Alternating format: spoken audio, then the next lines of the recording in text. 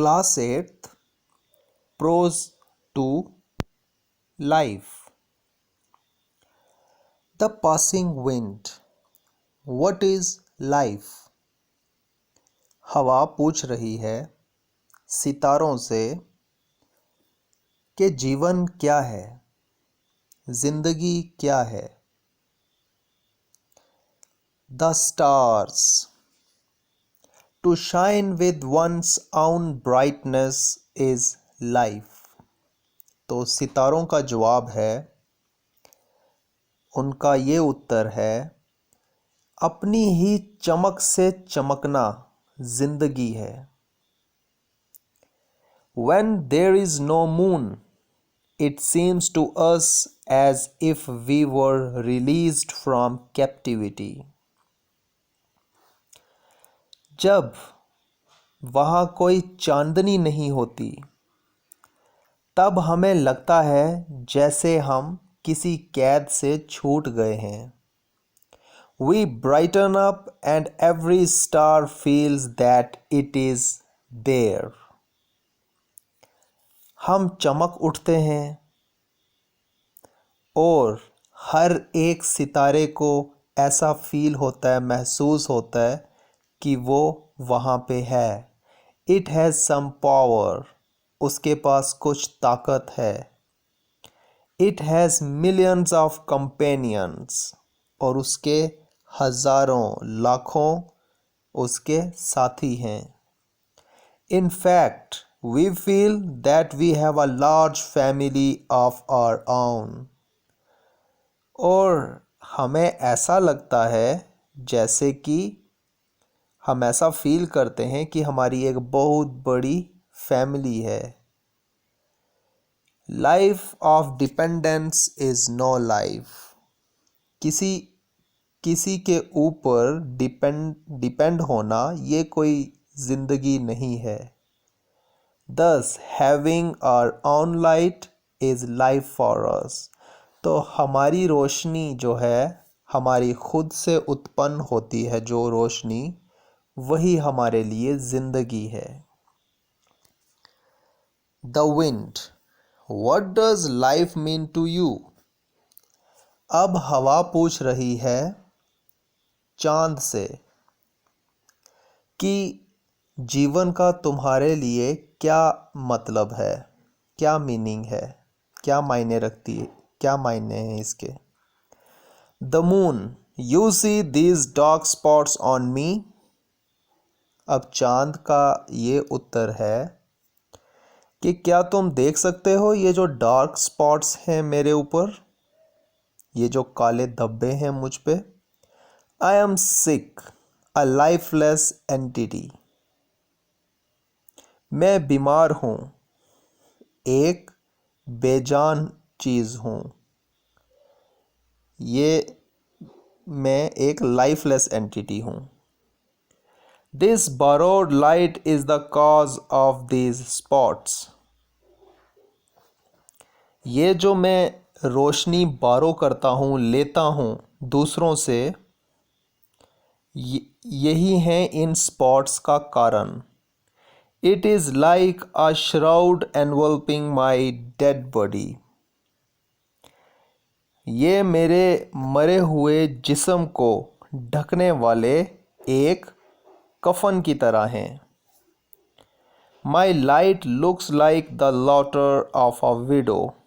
मेरी रोशनी किसी बेवा औरत की हंसी की तरह लगती है, किसी विडो की हंसी की तरह लगती है मुझ पे। I am the child of the ocean and this is my lot. तो मैं ओशन का, समुंदर का बेटा हूँ और यही मेरी किस्मत है।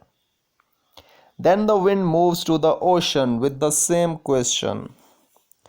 अब जो हवा है वो जाती है समुंदर के पास और उससे भी यही क्वेश्चन पूछती है। The wind. What is the meaning of life for you? अब हवा पूछ रही है समंदर से कि लाइफ का तुम्हारे लिए क्या मीनिंग है, जीवन का क्या मीनिंग है तुम्हारे लिए। The ocean with a serious look at the wind. To realize one's limits and maintain one's dignity, to contain all bitter experiences, taking them as pearls and rubies. तो अब जो समंदर है वो हवा की तरफ बड़ा सीरियस सी लुक लेकर देखता है और बोलता है कि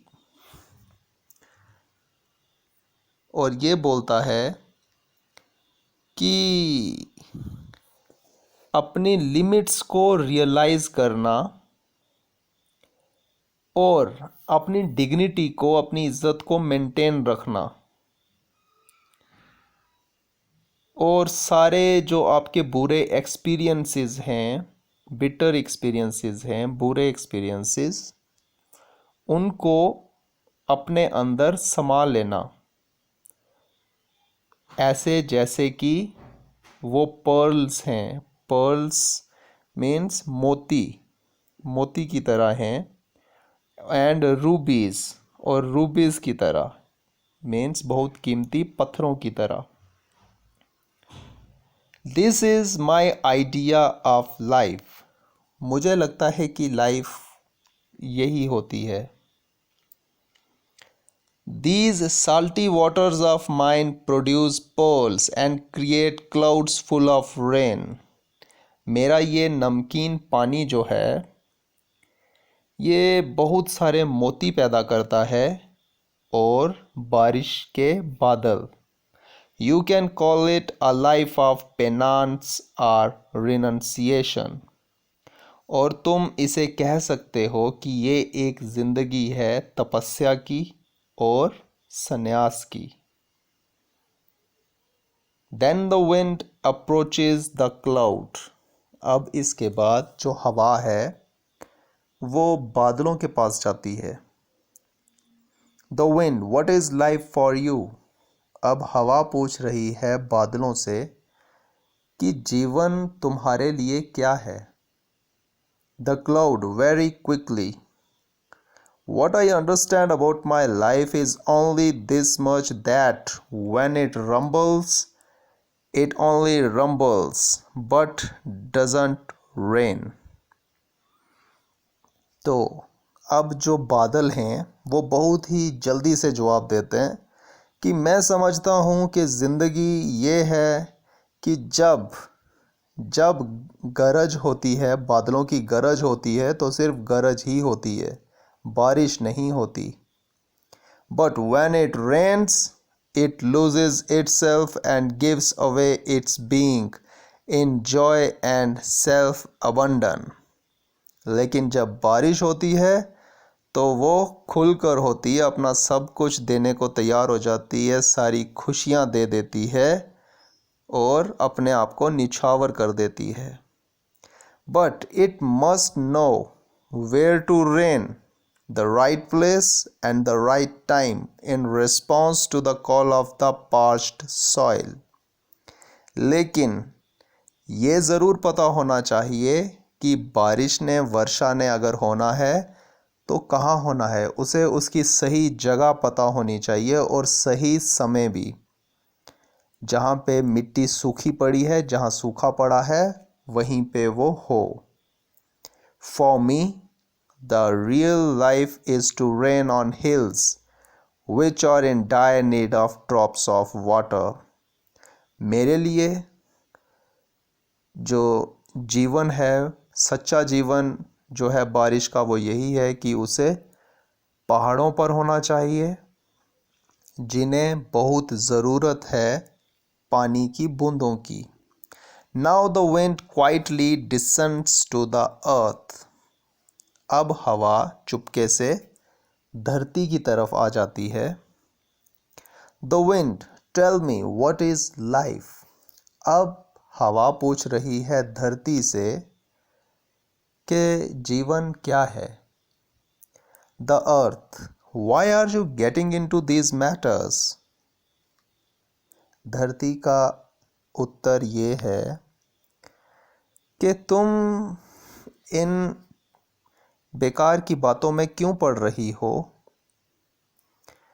They will make you mad. तुम्हें ये बातें पागल बना देंगी। But since you have asked, listen, for me life is love. लेकिन अगर तुमने मुझसे अब ये प्रश्न पूछ ही लिया है तो मैं ये बता दूं कि मेरे लिए जीवन प्यार है। The flow of affection which these numerous lives are drinking, these sprouts springing from me have to grow and give flowers and fruits. ये जो अफेक्शन है, ये जो लगाव है, मेरा प्यार है, जिसमें यहाँ पे हज़ारों ज़िंदगियाँ जो हैं वो पी रही हैं पानी, और छोटे छोटे जो पौधे हैं वो स्प्राउट हो रहे हैं, खिल रहे हैं, फूल जो बड़े होकर देंगे, फल देंगे। Whatever water I get from the clouds, rivers and streams, I store it inside me in pure trust and distribute it among the thirsty. तो जो भी मैं जो पानी है वो रिसीव करती हूँ, लेती हूँ बादलों से, दरियाओं से और झरनों से, वो मैं मेरे खुद में स्टोर कर लेती हूँ, उन्हें मैं जमा कर लेती हूँ और पूरे विश्वास के साथ, और उसके बाद उसे डिस्ट्रीब्यूट करती हूँ, मैं उसे दे देती हूँ जो प्यासे यहाँ पे जानवर और पक्षी, पेड़ पौधे जो भी हैं उनमें डिस्ट्रीब्यूट कर देती हूँ। Thus for me this taking and giving is true life. तो मेरे लिए ये लेना और देना यही जीवन का सही मीनिंग है। मेरे लिए सच्चा जीवन यही है। To me the sentiment of Mamata is a boon. मेरे लिए ये जो ममता का एक आशीर्वाद है, सेंटीमेंट है, यही मेरे लिए ये आशीर्वाद की तरह है, ये एक बून है मेरे लिए, ये एक वरदान है मेरे लिए। By now the wind is exhausted and someone confused too. अभी तक जो हवा है वो थक चुकी है और थोड़ी सी कंफ्यूज्ड भी हो गई है। She comprehends something, meditating on what she understood and trying to forget what she didn't. When her eyes falls on a little girl who appears quite pretty and innocent. उसे कुछ समझ आया और कुछ नहीं भी समझ आया। फिर उसने मेडिटेट किया और याद करने की कोशिश की कि उसे क्या क्या समझ आया, और जो नहीं आया वो भूलने की कोशिश की। फिर उसकी आँखें एक छोटी सी लड़की पर पड़ती हैं जो बड़ी सुंदर और मासूम सी दिखाई पड़ रही है। The little girl is lighting new lamps with the one that is alight in her hand. छोटी बच्ची जो है वो लाइटिंग कर रही है, दियों में आग लगा रही है, जला रही है उन्हें उस दिए के साथ जो उसके हाथ में पहले से जल रहा है। The wind, who are you, my dear? तो हवा पूछती है, मेरी प्यारी तुम कौन हो? The little girl, I am the life of this creation.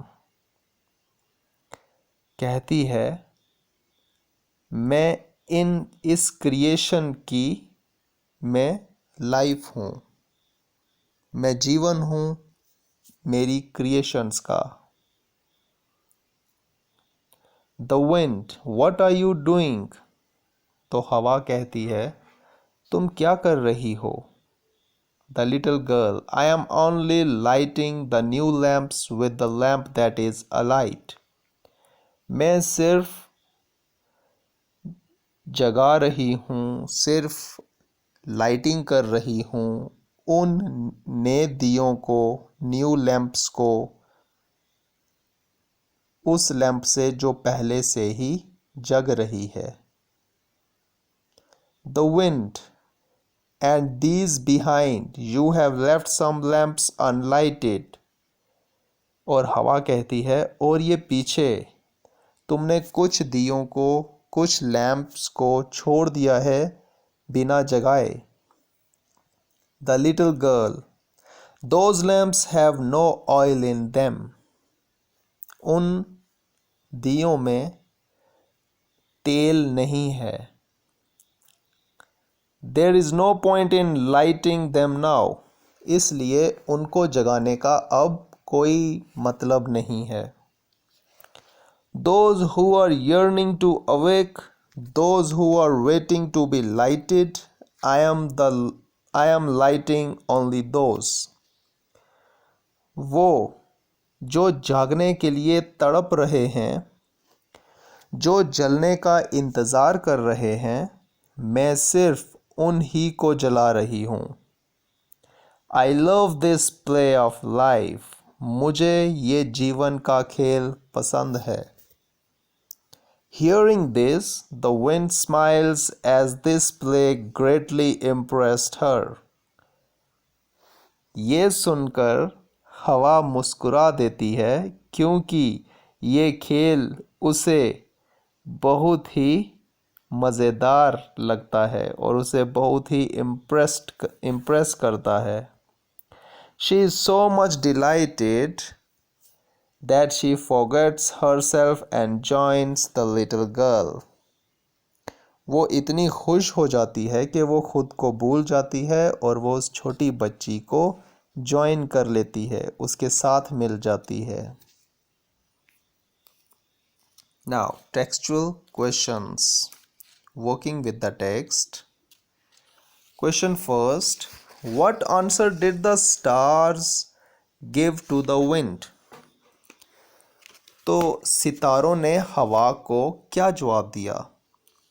The stars told the wind that to shine with one's own brightness is life. तो सितारों ने कहा हवा से कि अपनी ही जो रोशनी है उससे ब्राइट होना ये उनके लिए जीवन है। It seemed to them as if they had been released from captivity when there was no moon. तो उनके लिए ये ऐसा है जैसे वो किसी कैद से मुक्त हो गए हों जब आसमान में चांद नहीं होता। Then they felt that they had some power and a large family of their own. और तब उन्हें ये महसूस होता है कि उनमें कुछ पावर है, कोई शक्ति है और उनकी एक बहुत बड़ी फैमिली है। To stars life of dependence was no life at all. और सितारों के लिए एक लाइफ जो किसी पे डिपेंडेंट हो ये कोई जीवन नहीं है। Question 2. What was the moon's reply to the wind? चांद का हवा को क्या रिप्लाई था? उनका उत्तर क्या था? The moon replied that the dark spots on it were because of the borrowed light. चांद का ये उत्तर था, ये रिप्लाई था कि ये जो डार्क स्पॉट्स हैं उस पे ये इसीलिए हैं क्योंकि वो दूसरों से रोशनी उधार लेता है। He felt was like a shroud covering its dead body. उसे ऐसा लग रहा था जैसे कि उसके एक मुर्दे शरीर पर को किसी कफन ने कवर करके रखा हुआ है। Its light appeared to him like the laughter of a widow. और उसकी जो ये लाइट है उसे ऐसा लग रहा है जैसे किसी विधवा की हंसी है उसके लिए ये। Question 3, what was the oceans response? समंदर का रिस्पॉन्स क्या था? The ocean said its idea of life was to realize one's limits and maintain one's dignity. तो समंदर का ये रिप्लाई था, उसने ये कहा कि उसके लिए जीवन का जो एक आइडिया है, लाइफ का एक आइडिया है, वो ये है कि वो कोई भी वो रियलाइज़ करे अपनी लिमिट्स को और अपनी इज्जत को मेंटेन रखे। He further said that its salty waters produce pearls and create clouds full of rain. और उसने और ये कहा कि जो उसका ये नमकीन पानी है ये बहुत सारे मोती पैदा करता है और बारिश के बादल भी। The ocean considered this life a life of penance or renunciation. और समंदर ने जीवन को ऐसे कंसिडर किया कि ये जो जीवन है ये तपस्या का जीवन है, ये संन्यास का जीवन है। Question 4, what was the earth's reply to the question put forth to her by the wind? तो धरती का क्या उत्तर था हवा के प्रश्न का? The earth said that according to her life is love. तो धरती ने ये कहा कि उसके लिए जीवन प्यार है, प्रेम है। She says she gets water from cloud, rivers and streams and she distributes this water among the thirsty.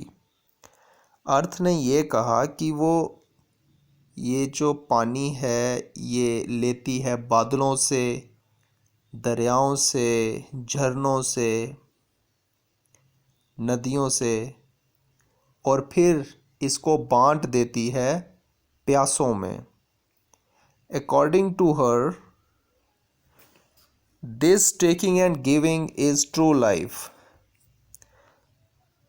उसके अकॉर्डिंगली, उसके मुताबिक ये जो देना है, लेना है और देना है, यही उसके लिए जीवन के का सही मायने है। Question 5, what was the little girl doing when the wind saw her? छोटी बच्ची क्या कर रही थी जब हवा ने उसे देखा? She was lighting new lamps with the lamp that was alight. तो वो लाइटिंग कर रही थी, जगा रही थी उन दियों को जो वहाँ पड़े हुए थे और उसके हाथ में एक दिया था जो पहले से जग रहा था। उस जगते दिए से उन बुझे हुए दियों को वो जगा रही थी। Question 6, why was the wind impressed by the little girl? तो हवा उस छोटी बच्ची से इतना इम्प्रेस्ड कैसे हो गई, क्यों हो गई? The girl had left some lamps unlighted. छोटी बच्ची ने कुछ दिए छोड़ दिए थे बिना जगाए। On asking the reason the girl replied that there was no point in lighting them since they had no oil in them. तो इसकी वजह पूछने पर उस छोटी बच्ची ने ये उत्तर दिया कि उन बुझे हुए दियों को जगाने का कोई मतलब नहीं है क्योंकि उनमें तो तेल ही नहीं है। She was lighting only those who were yearning to awake and waiting to be lighted. वो सिर्फ उन्हें ही जगा रही है जो इंतज़ार कर रहे हैं बड़ी उत्सुकता के साथ जगने के लिए। It impressed the wind very much. और इसी बात ने हवा को बहुत ज़्यादा इम्प्रेस्ड कर दिया। Question 7, why did the wind join the little girl? हवा ने उस छोटी बच्ची को के साथ क्यों मिल गई? हवा उस छोटी बच्ची के साथ क्यों मिल गई? It joined the little girl because it was greatly impressed by the girl's acting of lighting the lamps. वो इसीलिए उस छोटी बच्ची के साथ मिल गई क्योंकि वो बहुत ज़्यादा इम्प्रेस हो गई थी उस छोटी बच्ची से कि वो बुझे हुए दियों को जला रही थी. Now, language work. Choose the appropriate filler for each of the following from the given options. तो हमने ये फिल करनी है blank spaces. So first is he tames animals because he is fond of them. तो वो जानवरों को पालतू बना लेता है. क्यों? क्योंकि वो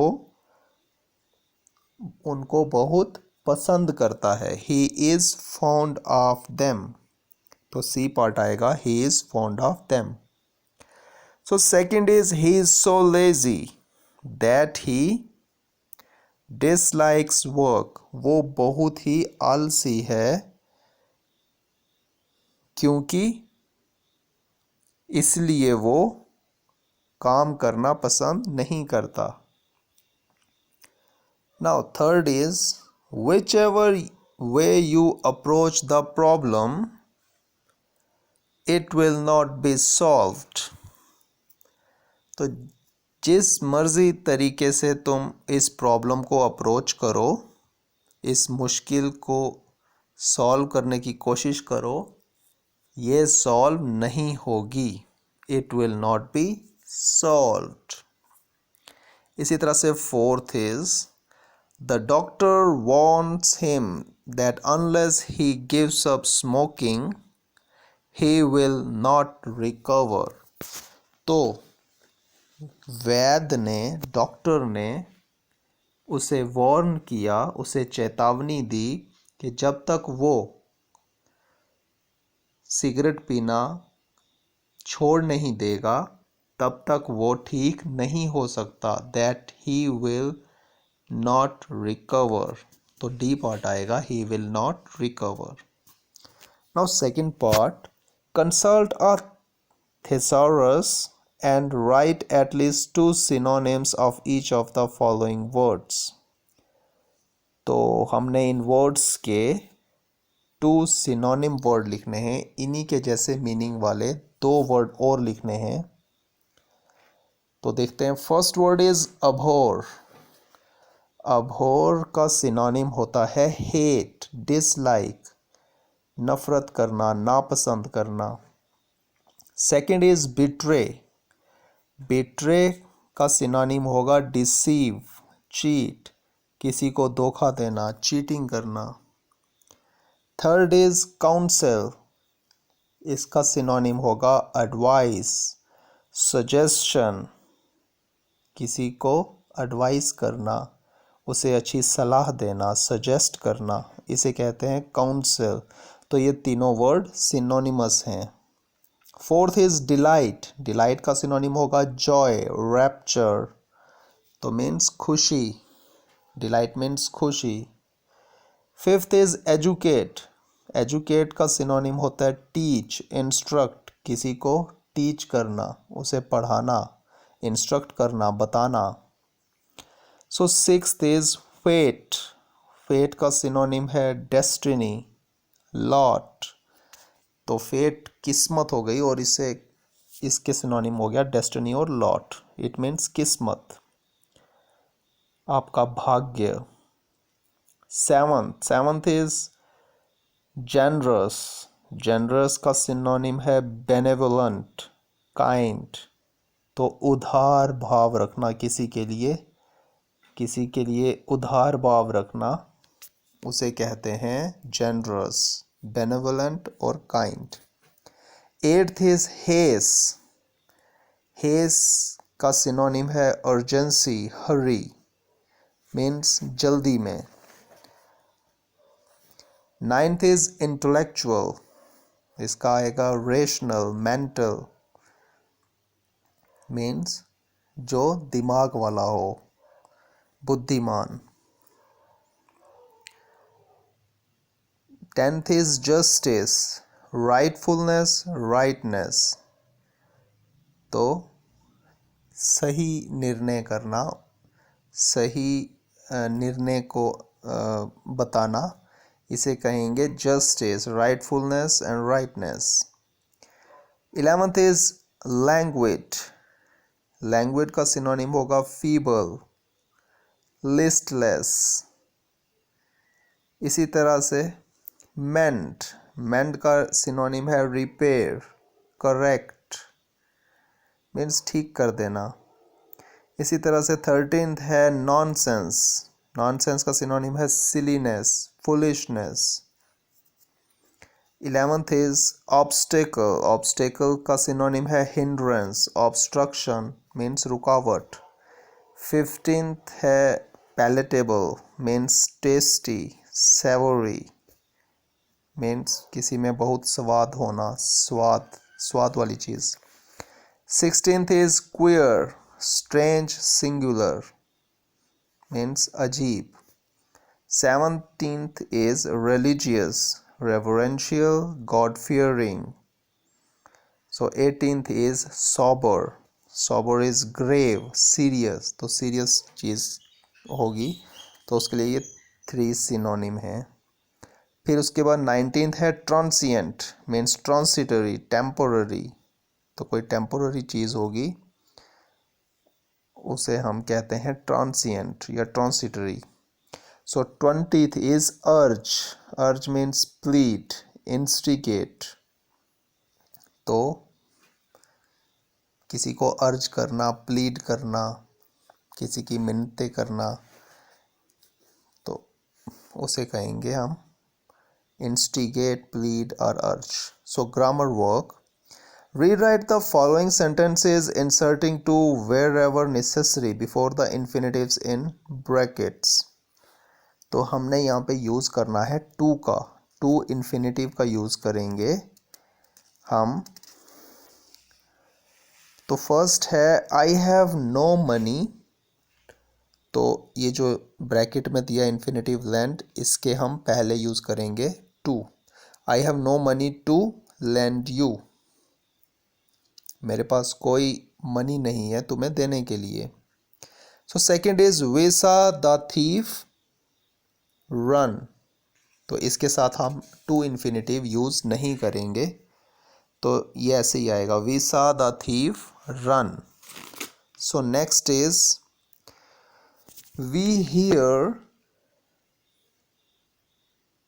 we heard her sing, we heard her Singh.